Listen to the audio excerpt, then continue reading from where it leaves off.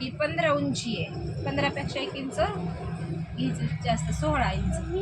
इथं 16ला 3.5 इंच, 3.5 इंचाला एक खूण करायची.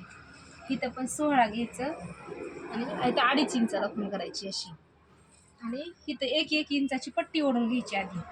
इथून पुढं 2.25 इंच, तिथून 3 इंच, मोंडा 6 इंच, इथून 1 इंच आणि परत इथला 6.5चा गळा आणि इथं 3 इंच, ही 3 आणि इथून इकडं 1.25 इंच आणि इकडं पण 1.25 इंच आणि इकडं 3 इंच उंची आणि असा आकार द्यायचा.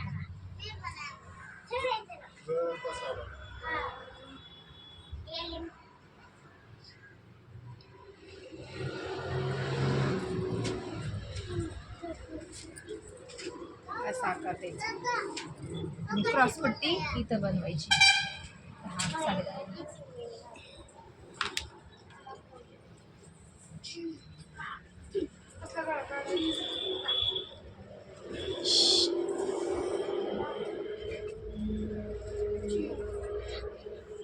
ताई क्रॉसपट्टी बरोबर बसली ती का?